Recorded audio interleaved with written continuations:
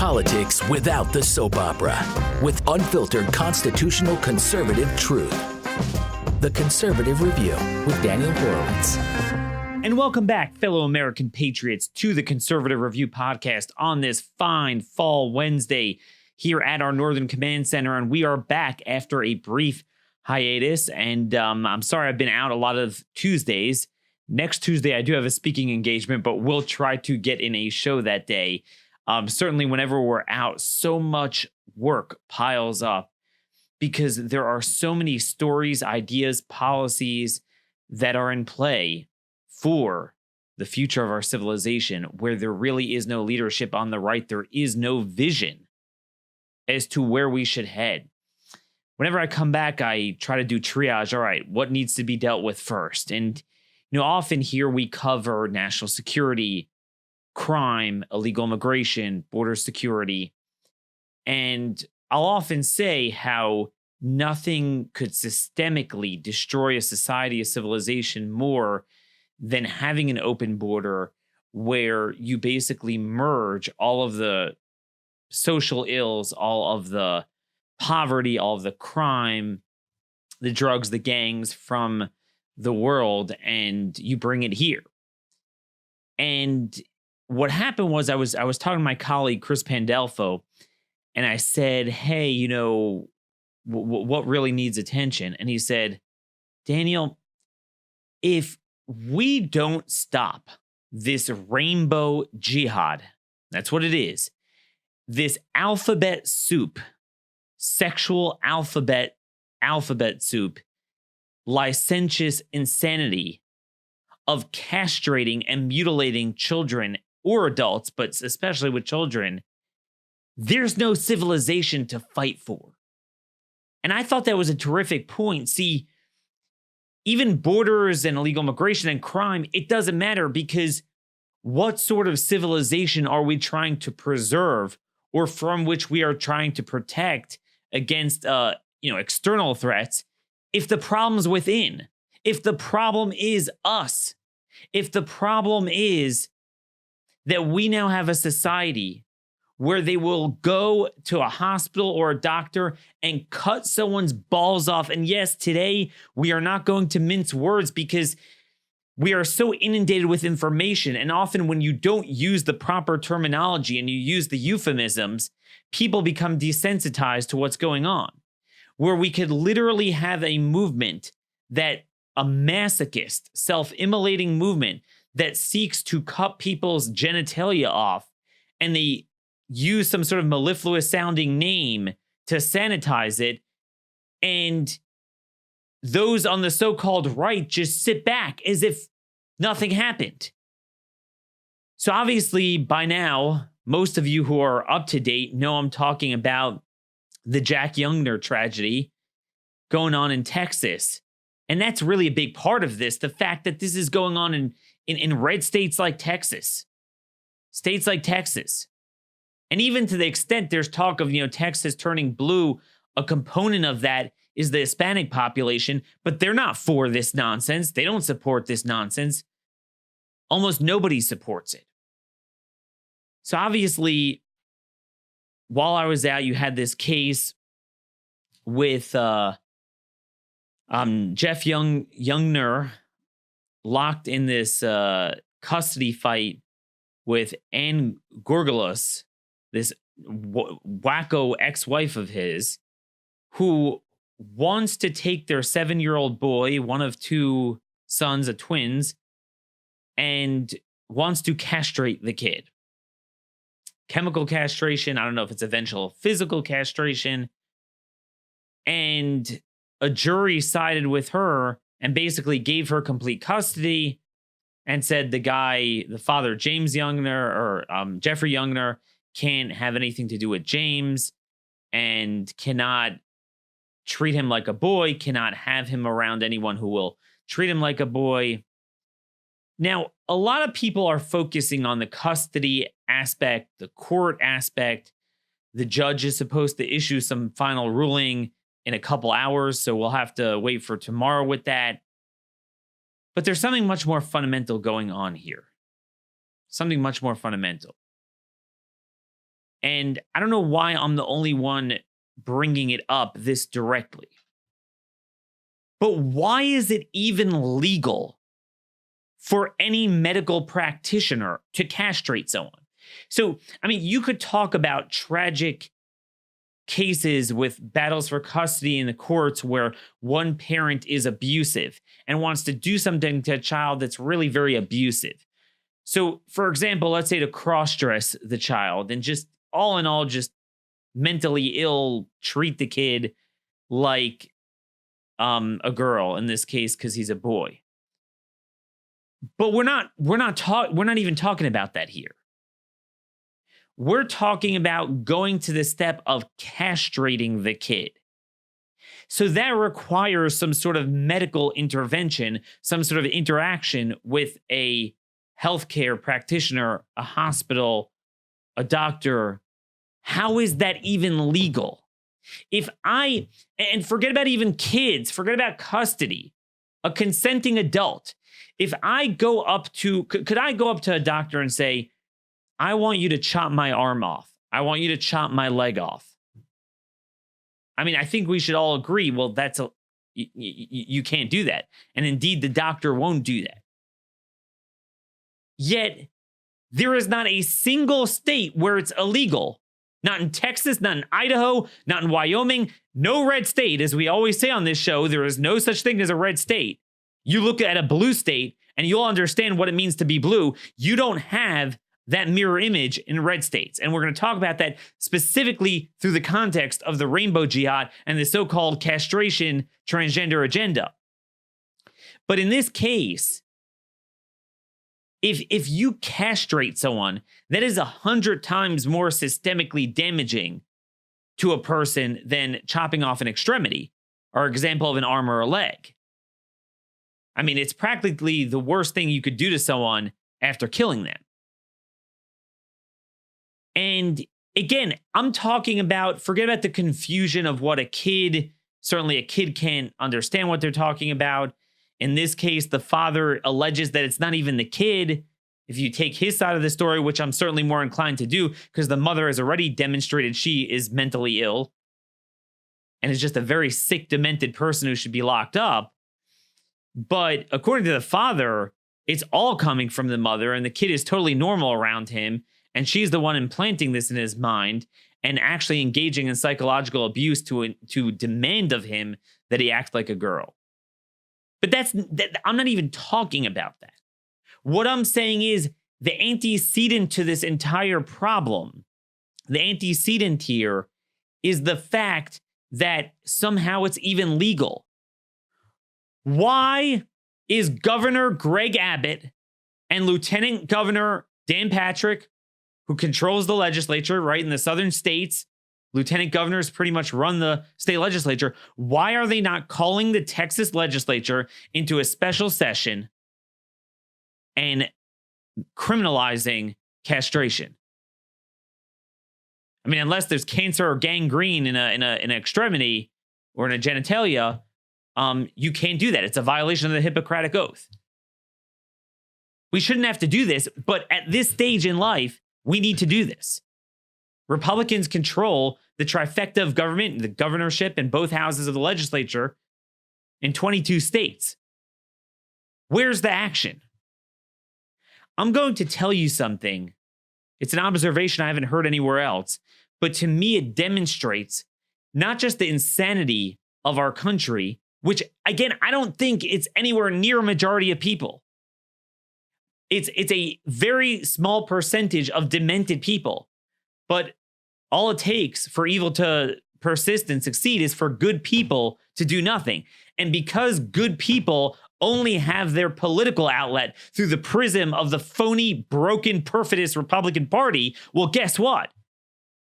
That's exactly what we have, good people doing nothing. In the state of Texas, I mean, could you imagine in California, and this is certainly not the equivalent on the right-wing end, but if you had a parent who barred a kid from acting like a homosexual. Oh, terrible, terrible. Could you imagine California, and it taking place in California, could you imagine California Democrats just like, ignoring it. Now, I've been out, so correct me if I'm wrong, but I don't see any major fight from any of the statewide Texas elected representatives. I have not seen it on their social media. Maybe one of them has commented one time. Correct me if I'm wrong. Where are they? This is the bigger story. I mean, if you would have told me 10, 15 years ago we'd be having this in this country, I think you're crazy. But I would have thought if this would be happening, the entire right would be inflamed. But really, it's the same people. It's the Matt Walshes, it's the Daily Wire, it's, my colleagues here on our network, handful of others. Chip Roy obviously spoke out about it. The usual good guys. But this somehow is not galvanizing. Now, there is a whole, conservatives rarely get traction on Twitter, but this hashtag protect James Youngner, I think that's it demonstrates, I think the people are horrified by this, but we have no political leadership. We should have a legislative session to straight up criminalize this. But anyway, I stepped on my point to make this juxtaposition to blue states. Did you know that in I believe 18 blue states, like the West Coast, the Northeast, maybe even New Mexico, and the District of Columbia, almost half the states, pretty much wherever the Democrats have full control, they have criminalized what is called gay conversion therapy, which is nothing more than, two adults consensually agreeing to have a contract to, engage in therapy. The guy is not touching him, much less immutably mutilating and disfiguring the person. Yet they are saying, no, the homosexual agenda is sacred. It's from God. Someone is, quote, gay, and that's somehow immutable. And no, you can't do that. Yet not a single red state criminalizes chopping someone's balls off. So when you put the two together, what that means is that our political elites in both parties are essentially saying that it is more natural for a man to be a woman than for a man to be a man, right? A man could say, I want to be a woman, and that's natural. A doctor could just scalpel, cut, gone. That's okay. But for a man to be a regular man with normal proclivities, no. That we're going to criminalize any effort to just engage in therapy to work on that person. See, when you punch this movement in the face, you'll notice its support is a mile wide and an inch deep. What has happened is, it's not that the world went crazy in a matter of 10 years. I'm a strong believer that technology and social media did a lot of this.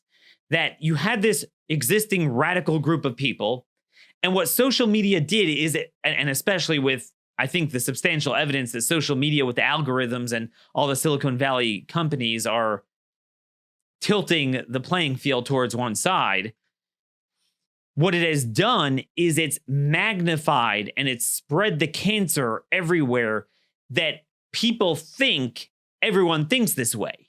Because they're just so incessant, they're so indefatigable, they're everywhere. Everyone's like, it's not that most people agree with it. There's a silent majority that opposes it. We spoke about this last week when Governor Matt Bevin's allies ran the ad against the transgender jihad in girls' sports, and his numbers went up by 8 points.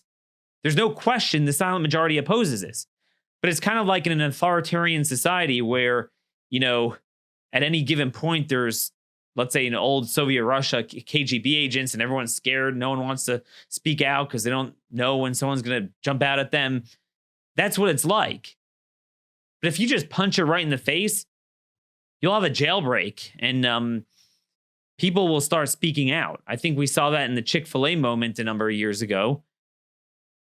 And I think that still persists.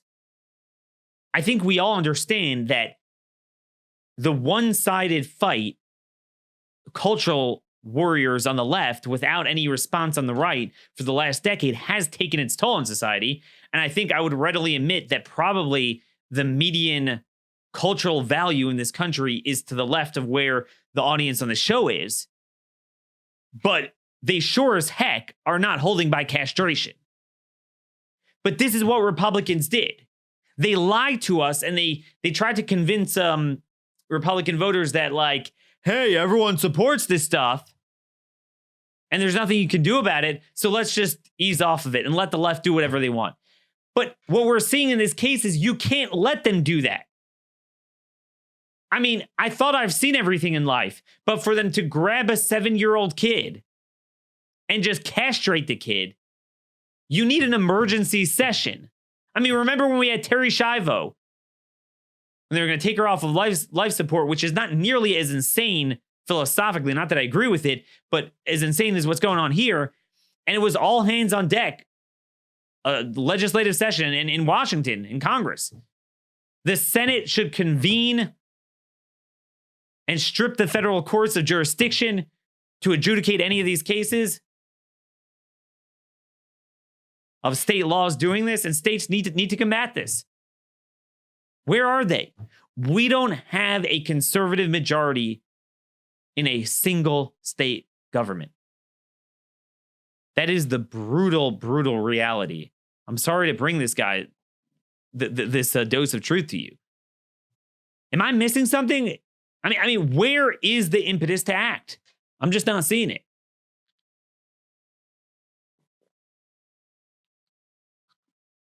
Now, obviously in this case, it's more tragic than even the kid being, suffering from gender dysphoria. It's not even clear he does. But I mean, I think those of you who have kids, this is very scary because, look, I got 3 boys. I have a 7-year-old boy, 7-year-old, a 9-year-old, and a 4-year-old. And, I mean, kids are quirky, kids are weird. To a certain extent, that's normal. And they're forever playing imagination and dress up and acting out. The 7-year-old is always, it's really annoying. He puts on this bunny voice and he says, I'm a bunny, and starts doing it. So, I mean, what are we going to start? And, sometimes they slither on the floor and do their little things. So are we going to chop off their legs if they say I'm a bunny? So especially if you have a culture that's now specifically pushing this stuff, and if you have a parent that's actually going to push it, it doesn't take much to get a kid into that, to start, playing the opposite gender stuff. It's no different than playing an animal, personification of an animal, or acting animalistic as a human. And that's really very normal behavior before you even get to mental illness. So in this case, according to Matt Walsh, who has a good article here at the Daily Wire, the Texan reported that at least the father saying that this mother said that the son is really a woman based on his affinity for the movie Frozen and his request to get a girl toy from McDonald's.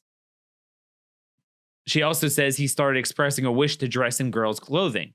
But Jeff Younger recently explained in an interview that if James ever had any desire to wear dresses, it's only because his mother started putting him in dresses and painting his nails when he was just 3 years old. He claims that she used several other methods of manipulation, including locking the boy in his room and telling him that the monsters only eat boys. Jeff speculates that Gorgulis would withhold affection from James if he did not act like a girl. And, but again, we need not get involved in a messy custody battle in the courts. There's a very simple solution. You wall this off. You make it illegal to engage in that. So you could do whatever you want. And, so even if a court decides, makes a terrible decision to give a kid over to a mentally ill, I don't even say mentally ill, just an evil, demented woman like this, at the very least, it should be illegal to actually go and chemically and physically castrate and mutilate someone. I challenge anyone to tell me how cutting off someone's penis is better, somehow less problematic than offering to cut off someone's leg or arm. Because it's not. I mean, this is much worse. It's much more systemically damaging, not to mention the follow-up hormonal mutilations and everything they inject into the body. They don't live long. The suicide is insane. But what you're seeing in this case is it doesn't even take much. It's not like you have a kid that's totally suffers from gender dysphoria, completely mentally ill with that. This is just, it's not even clear there's anything out of the ordinary here based on what we know. So it's not like Republicans have anything better to do anyway. What are they doing today? They're trying to concoct a resolution opposing Trump's pullout from Syria. So the funny thing is, it's likely unconstitutional to have troops there because Congress never authorized it, and they're not upset with the president and previous presidents deploying troops without congressional authorization. They're upset that he's pulling them out without authorization. And as we mentioned on our show on Monday, Blockbuster show, if you haven't seen it, with a retired Captain Jason Jones from Texas DPS's Intel and Counterterrorism Division, we have a failed state to our south that's much more important than Syria, and none of these guys care about that. What else are they doing? They're passing 3 budget bills, appropriation bills, busting the budget caps. I mean, they already decided that last year, but it's not like, just because you passed a bill saying you can spend more money, which is what they did in September, they busted the budget caps, it doesn't mean you have to then go and appropriate the funding for it. But that's what they're doing this week. So, thankfully, finally, after years of sanctuary cities, Lindsey Graham's Senate Judiciary Committee did hold a hearing on sanctuary cities. But there's no impetus to do anything with it and make Democrats take tough votes on those issues, which, as always, we'll catch up on that later in the week or next week. Lots more sanctuary legal immigration news. But again, to quote my colleague Chris, it's hard to get hyped up about any other news story when this is going on. I don't know why this doesn't trigger a Terry Schiavo moment times 10. I mean, I remember back in, when I started my career in this, even establishment Republicans would have been triggered by this. And now even so-called conservative ones are barely anywhere to be seen. We have the most extreme policies taking place in red states. When Democrats get in power, they control a state, boom. Anything they want to do on illegal immigration, on crime, on gender bending, on LGBTQ, A, B, C, D, E, F, and G, whatever they want to do, they enact. They enact swiftly. They enact categorically without any compromise. But yet when Republicans control all 3 branches in Texas, they're just sitting there. Dan Patrick is too busy concerned with gun control. So the same way you have jailbreak and criminal justice deform in the state of Texas, you have castration, forced castration against a kid going on. But again, it's not just a kid. One of the writers, and I'm not criticizing him, I forget his name, but he just responded to my article on Twitter. One of the Daily Wire writers said, because I was saying it's time for states to criminalize this and ban it. And he just subtweets me, at least for kids. Well, what do you mean, at least for kids? I mean, that's a separate issue, but for anyone. If I say, go chop off my arm, you can't legally go and do that. Go kill me. You can't do that. It's nothing to do with adult consent. There are certain things you just can't do as a society. I mean, think about this. We regulate every aspect of healthcare in America, as you well know. What they could do, what they can't do. I mean, it's insane, the regulations. Think about this. End-of-life treatments. There's so many people with terminal illnesses who have no recourse, no, at least non-miraculous recourse without the grace of God. God wants to just perform a miracle for them. But, basically from what we see, the guy's, 3 to 6 weeks to live. It's gotten a little easier over the years, but still there are so many experimental treatments and medications that they're trying to break out into the market. There's so many regulations. It's so hard. There's been cases, really terminally ill people that cannot get these treatments. That's how much we regulate, the safety of healthcare in this country. Sometimes too much. But yet in all 50 states,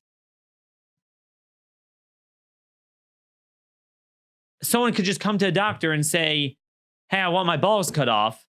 Or a female saying, I want, my genitalia cut off. And they'll do it. And in many states, they're required to do it. And they have to get like a religious liberty exemption. In some states, you can't even get that. But as I tell people, this has nothing to do with religion. I was telling my colleague, he put the term social conservative in his article. And I said, look, this is not just about social conservatism. You need not be a social conservative to believe there's something wrong with cutting someone's balls off. We move beyond that. What we're fighting for today is not even social conservatism. With religious liberty, that's property rights and conscience rights. There's nothing to do with religion. You can't force me to service your garbage. And with castration, that's the Hippocratic Oath. There's nothing to do with anything. Let's not limit this to some social. We need religious liberty. We need to protect the religious community from castration. Well, don't we need to protect everyone from that? That's what I'm saying. If people want to live in sin, so that's one level. We're not talking about that. There's immoral sexual proclivities and activities. It is what it is. We're not the ones blocking that. You can do whatever you want in this country.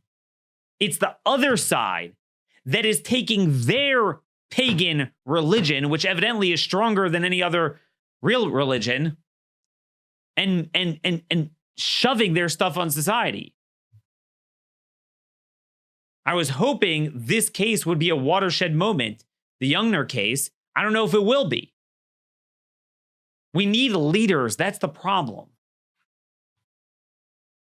Where are they? Has Ted Cruz said anything? Maybe he did.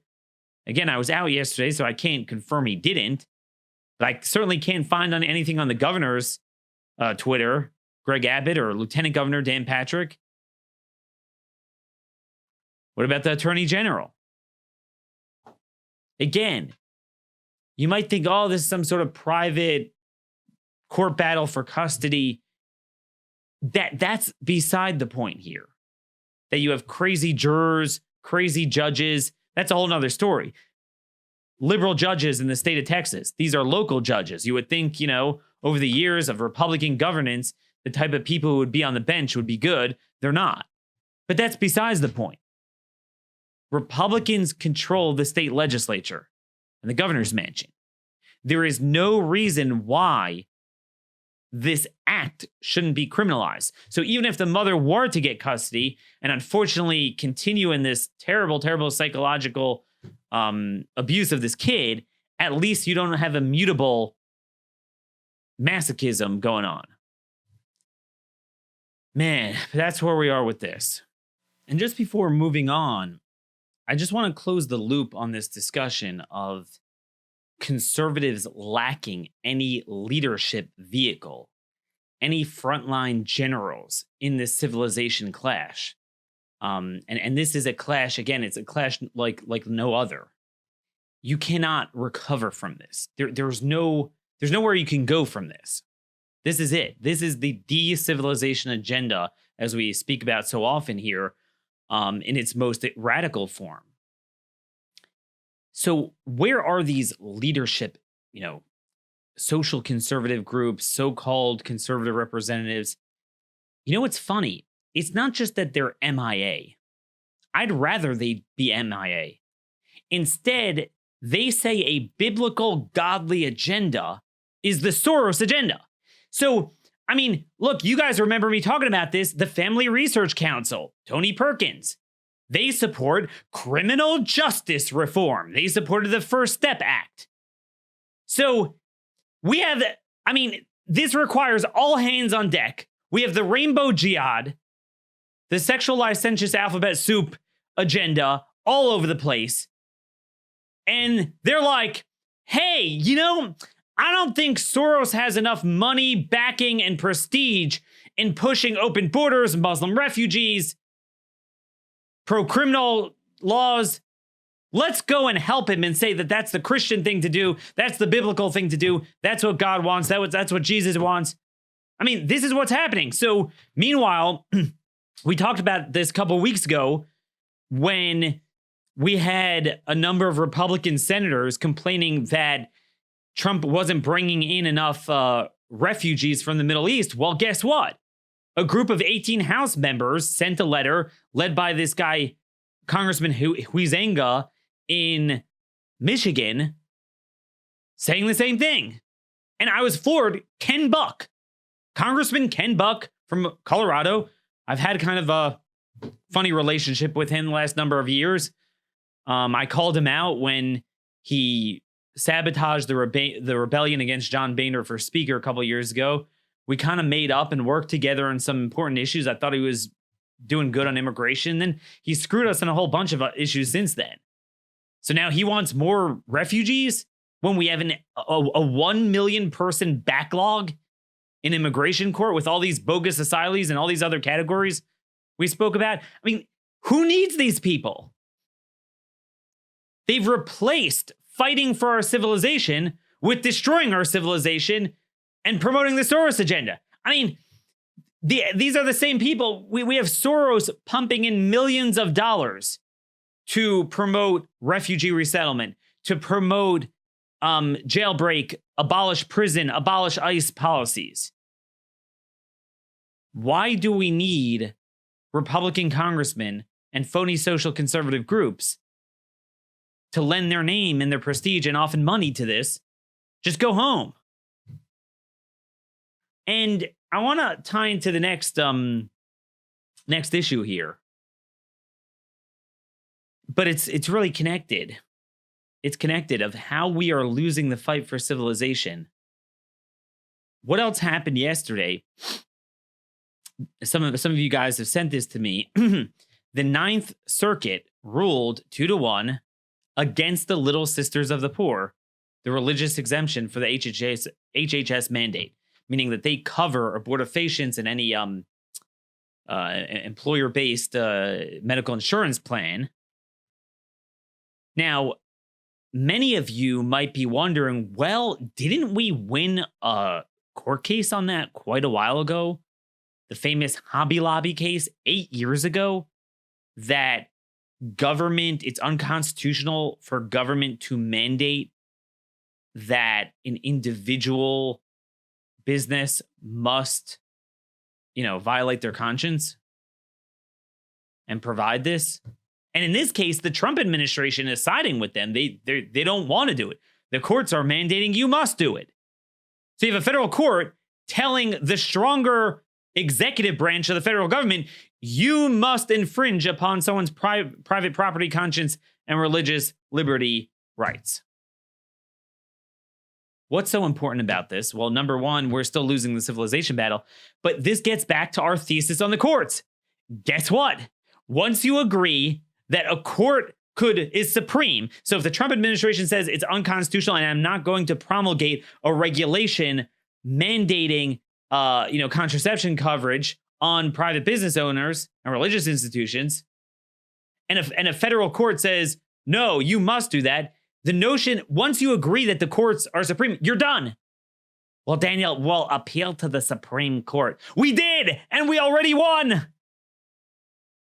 And comes in the lower courts and says, hey, hold my Dr. Pepper. Hey, that's what I'm telling you. Lower courts do what they want, as if they believe the Supreme Court wasn't liberal enough. Now, the minute the Supreme Court issues a radical liberal opinion, then, oh, that's like God's word from day one. This is just yet another example. I mean, another example we saw yesterday. My home city, Baltimore. So it's full of drugs, gangs, crime. No one wants to live here. Businesses are moving out. And they're like, we have a genius idea.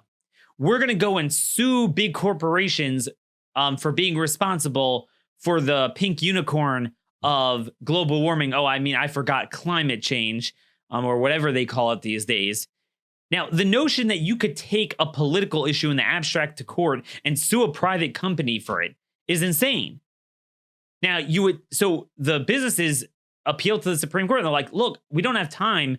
We know this is frivolous. We know it cannot succeed. And we're not going to spend millions of dollars on it. You got to shut this down. They denied it. Now, there was no recording of a dissent. So often there is, but not always. So it doesn't mean that Thomas and Alito necessarily went along with it.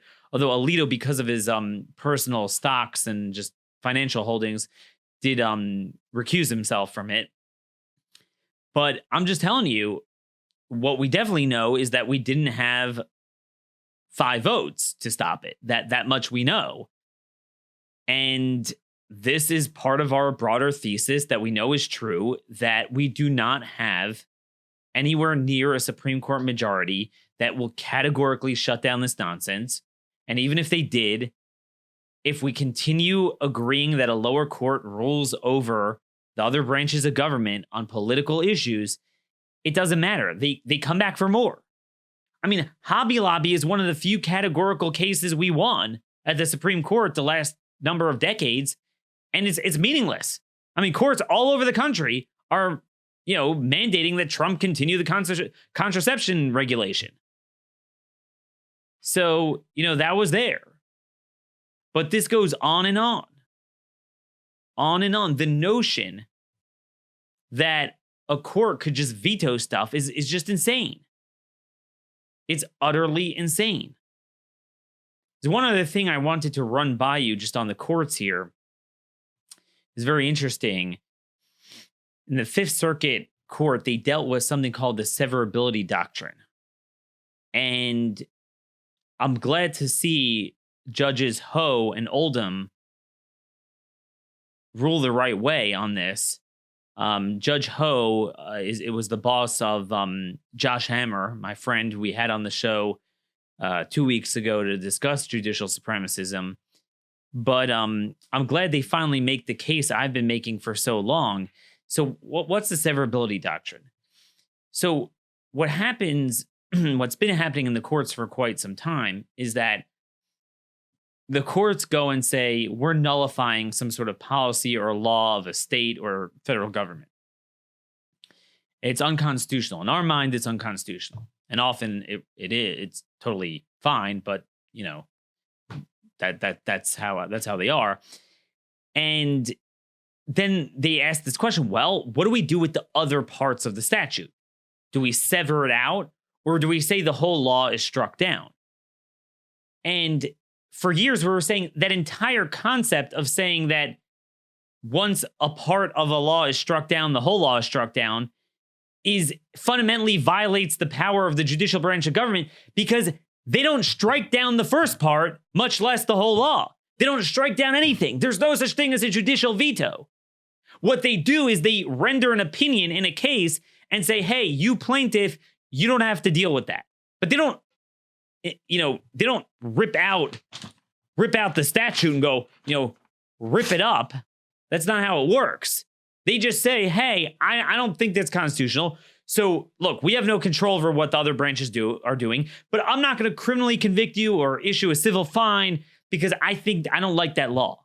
But you don't say, oh, that renders the law struck down, therefore let's question everything else that was coupled with that statute. No.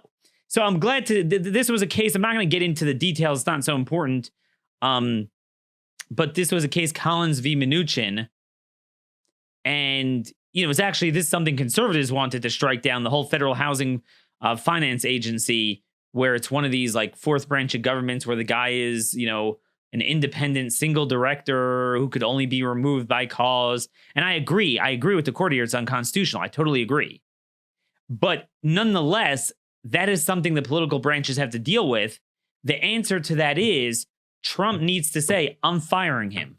All these independent agency heads, I'm going to fire them because they're under my control, and that's it. It's not because you need a court to veto the law for him, because courts don't have that power. So what they did is they said, like, pretty much everything in there is struck down. So Judge Oldham and Ho said, no, I mean, there's no such thing as striking down.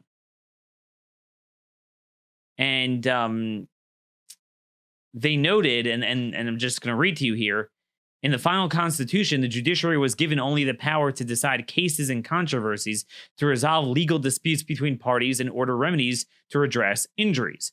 Thus, when a court concludes that a statute is unconstitutional, it is not striking down or voiding or invalidating the law. It is merely holding that the law may not be applied to the parties in the dispute. The Constitution does not empower courts to delete sections of state and federal codes. The founders expressly considered the possibility of a judicial veto, and they rejected it multiple times during the Constitutional Convention. They're referencing this Council of Revision. And as I've noted on this program several times, even when they entertained and then rejected this idea of a judicial veto, it was only coupled with the presidential veto. It was instead of it, and it was when the legislature was so much more powerful. Once the legislature was less powerful, it was bicameral. It didn't have power to veto state laws as it originally did under the first design. And then you had the separate check on the legislature of an independent presidential veto. There was no way they would have ever conceived a separate independent judicial veto, independent of any elected representation. So I'm glad at least there's some judges that finally get that, and it's certainly not surprising it's a guy like Judge Ho.